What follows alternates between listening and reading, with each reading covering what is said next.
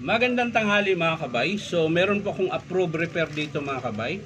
39410. Ayan. So Stanley po siya na cordless mga kabay. Ang model nito mga kabay ay SCH20. Stanley cordless 18 volts. Ayan. So ang sira lang niya mga kabay ay yung kanyang forward reverse na selector. Ayan. So yan lang po yung sira. Pero lubat po yung battery niya kaya hindi siya gumagana.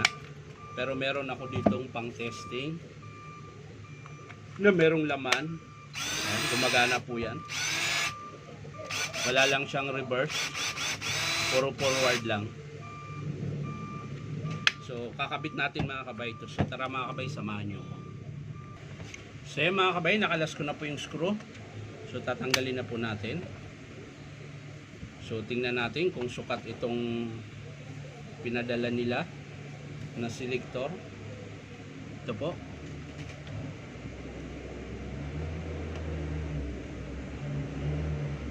Tingnan natin kung sukat.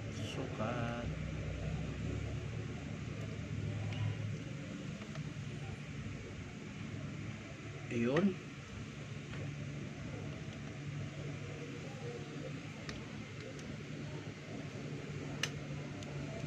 So ayan mga kabay, nakabit ko na po yung selector. Ayan. Nakasuksok lang po siya doon.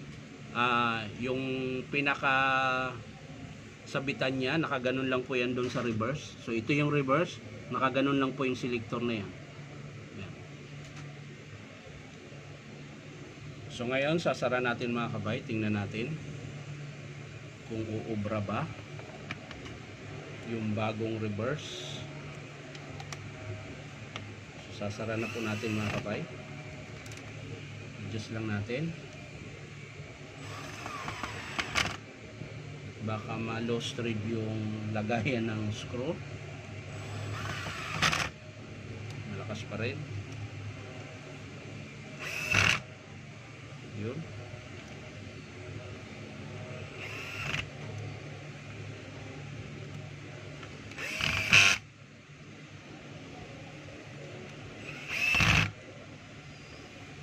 So sa mga gusto magpa-repair mga kabay, punta lang po kayo dito sa Powerman Hardware, 530 T. Alonso, Santa Cruz, Manila.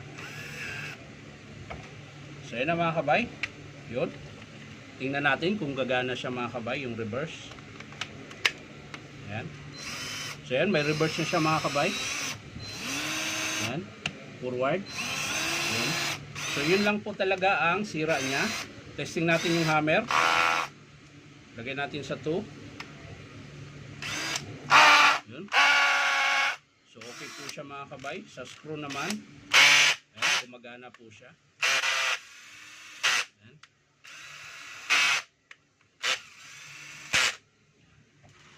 So ayan mga kabay, sa mga nagtatanong kung paano daw maghigpit nito, kapag maghihigpit kayo ng bala, halimbawa ito, maglalagay tayo ng bala.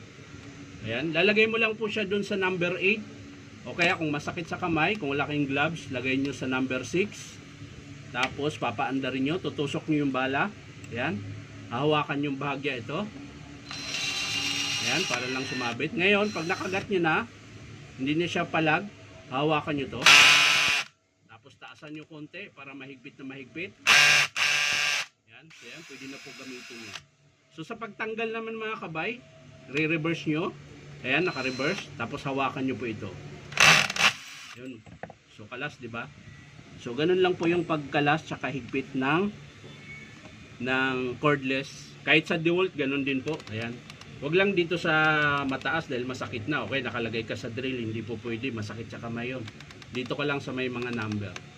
Ayan. Kahit hanggang ayan, masakit na ngayon 14 eh. Ayan, ayan. Pero kaya pa rin naman. Ayan.